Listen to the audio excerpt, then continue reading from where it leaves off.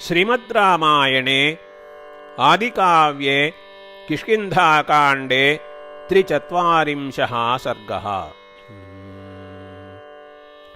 ततः सन्दिश्य सुग्रीवः स्वशुरं पश्चिमां दिशं वीरं शतबलं नाम वानरं वानरेश्वरः।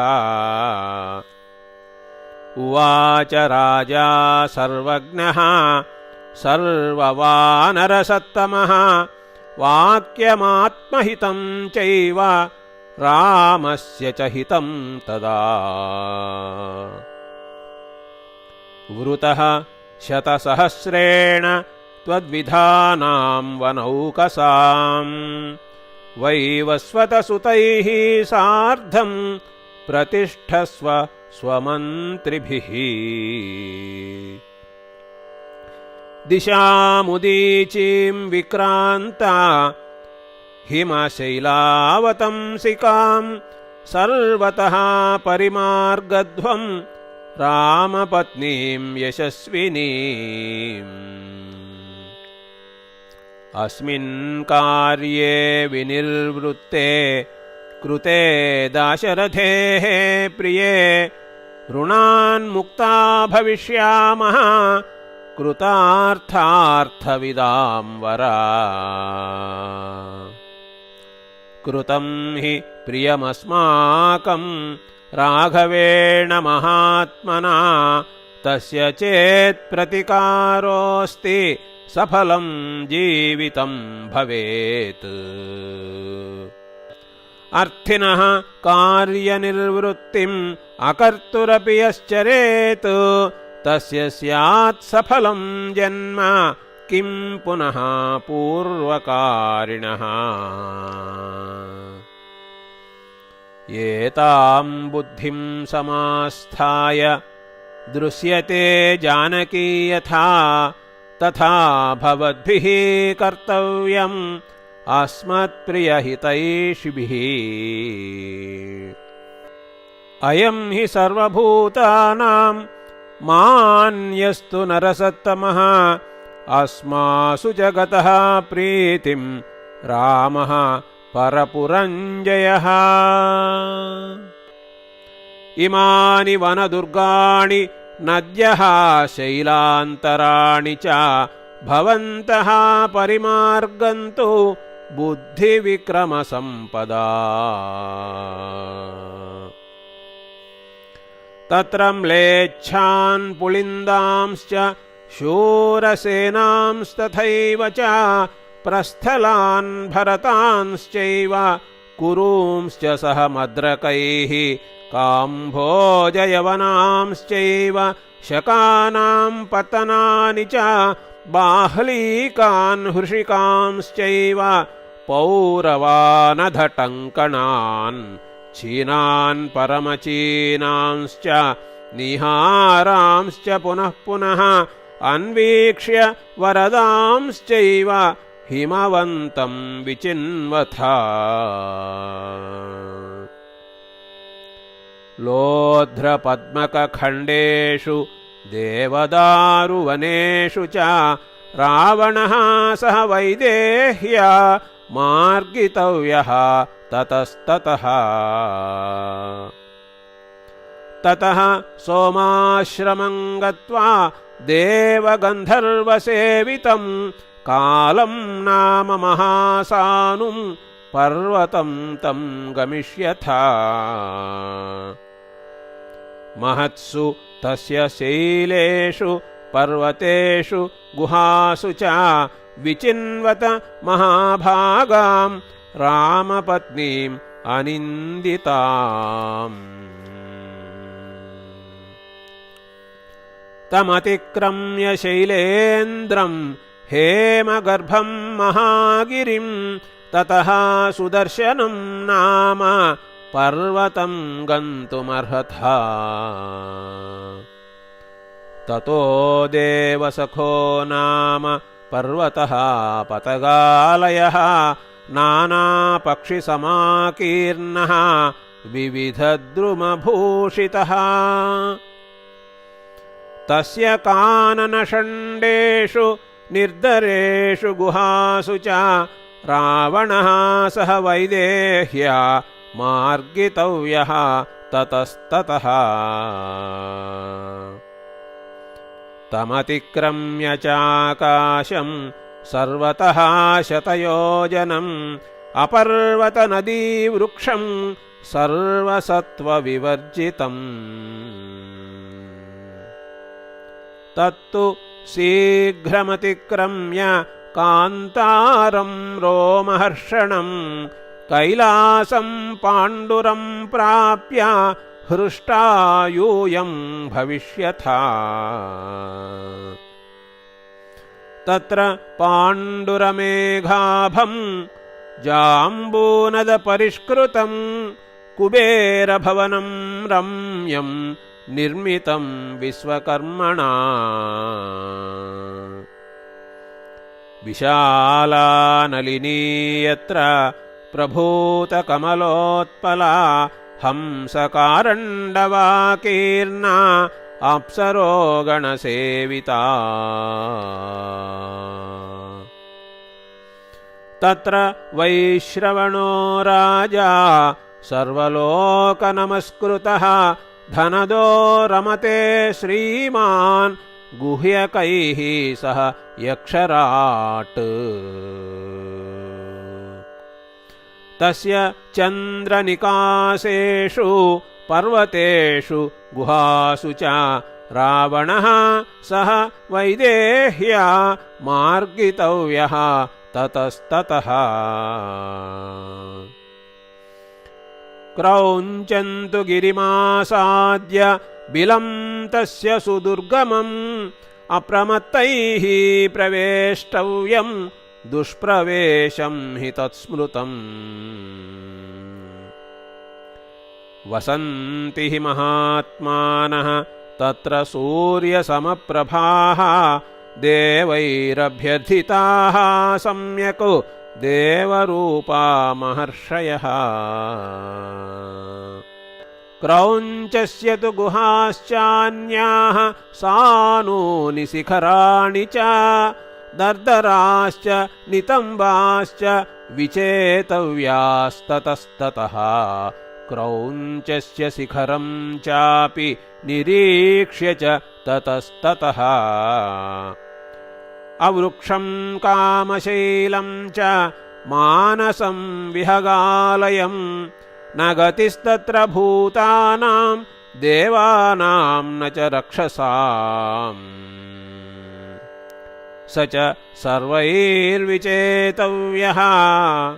ससानुप्रस्थभूधरः क्रौञ्चं गिरिमतिक्रम्य मैनाको नाम पर्वतः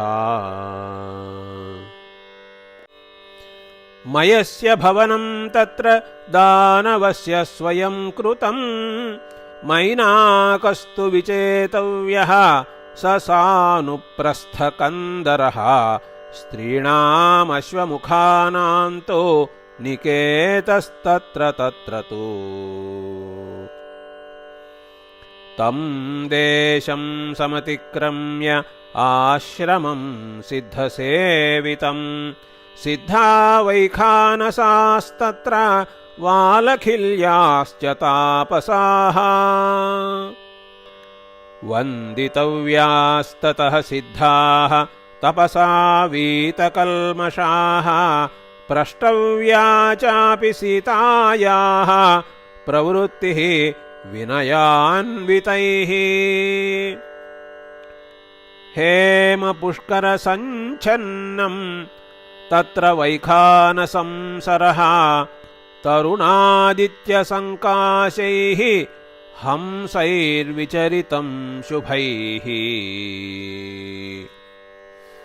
औपवाह्यः कुबेरस्य सार्वभौम इति स्मृतः गजः पर्येतितं देशं सदा सह करेणुभिः तत्सरः समतिक्रम्य नष्टचन्द्रदिवाकरम् अनक्षत्रगणं व्योम निष्पयोदमनादितम् गभस्तिभिरिवार्कस्य स तु देशः प्रकाश्यते विश्राम्यद्भिः तपःसिद्धैः देवकल्पैः स्वयं प्रभैः तं तु देशमतिक्रम्य शैलोदानाम निम्नगा उभयोस्तीरयोस्तस्याः कीचका नाम वेणवः ते नयन्ति परं तीरं सिद्धान् प्रत्यानयन्ति च उत्तराः कुरवस्तत्र कृतपुण्यप्रतिश्रयाः ततः काञ्चन पद्माभिः पद्मिनीभिः कृतोदकाः नीलवैडूर्यपत्राढ्याः नद्यस्तत्र सहस्रशः रक्तोत्पलवनैश्चात्र मण्डिताश्च हिरण्मयैः तरुणादित्यसङ्काशाः भान्ति तत्र जलाशयाः महार्हमणिरत्नैश्च काञ्चनप्रभकेसरैः नीलोत्पलवनैश्चित्रैः स देशः सर्वतो वृतः उद्धूतपुलिनास्तत्र जातरूपैश्च निम्नगाः सर्वरत्नमयैश्चित्रैः अवगाढानगोत्तमैः जातरूपमयैश्चापि हुताशनसमप्रभैः नित्यपुष्पफलास्तत्र नगाः पत्ररथाकुलाः दिव्यगन्धरसस्पर्शाः सर्वकामान् स्रवन्ति च नानाकाराणि वासांसि फलन्त्यन्येन गोत्तमाः मुक्ता वैदूर्यचित्राणि भूषणानि तथैव च स्त्रीणां यान्यनुरूपाणि पुरुषाणां तथैव च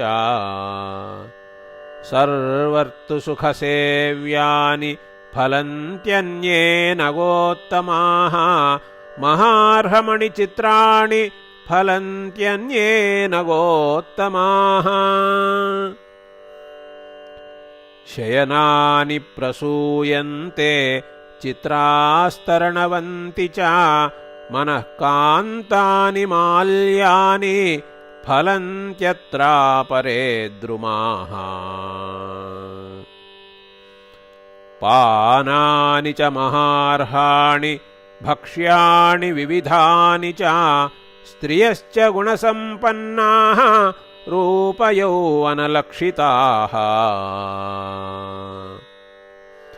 गन्धर्वाः किन्नराः सिद्धाः नागा विद्याधरास्तथा रमन्ते सततं तत्र नारीभिः भास्वरप्रभाः सर्वे सुकृतकर्माणः सर्वे रतिपरायणाः सर्वे कामार्थसहिताः वसन्ति सहयोषितः गीतवादित्रनिर्घोषः सोत्कृष्टहसितस्वनः श्रूयते सततं तत्र सर्वभूतमनोरमः तत्र नामुदितः कश्चित् नात्र कश्चिदसत्प्रियः अहन्यः निवर्धन्ते गुणास्तत्र मनोरमाः तमतिक्रम्य शैलेन्द्रम् उत्तरः पयसां निधिः तत्र सोमगिरिर्नाम मध्ये हेममयो महान् इन्द्रलोकगता ये च ब्रह्मलोकगताश्च ये देवास्तं समवेक्षन्ते गिरिराजं दिवं गताः स तु देशो विसूर्योऽपि तस्य भासा प्रकाशते सूर्यलक्ष्म्याभिविघ्नेयः तपतेव विवस्वता भगवांस्तत्र विश्वात्मा शम्भुरेकादशात्मकः ब्रह्मा वसति देवेशः ब्रह्मर्षिपरिवारितः न कथञ्चन गन्तव्यम् कुरूणामुत्तरेण वः अन्येषामपि भूतानां नानुक्रामति वै गतिः स हि सोमगिरिर्नाम देवानामपि दुर्गमः तमालोक्य ततः क्षिप्रम् उपावर्तितुमर्हतः एतावद्वानरैः शक्यं गन्तुं वानरपुङ्गवाः अभास्करममर्यादं न जानीमस्ततः परम् सर्वमेतद्विचेतव्यं यन्मया परिकीर्तितं यदन्यदपि नोक्तं च तत्रापि क्रियतां मतिः ततः कृतं दाशरथेर्महत्प्रियम् महत्तरं चापि ततो मम प्रियम् कृतं भविष्यत्यनिलानलोपमाः विदेहजादर्शनजेन कर्मणा ततः कृतार्थाः सहिताः सबान्धवाः मयार्चिताः सर्वगुणैर्मनोरमैः चरिष्यथोर्वीं प्रतिशान्तशात्रवाः सह प्रिया भूतधराः प्लवङ्गमाः इति आर्षे श्रीमद् रामायणे वाल्मीकीये आदिकाव्ये किष्किन्धाकाण्डे 43 सर्गः।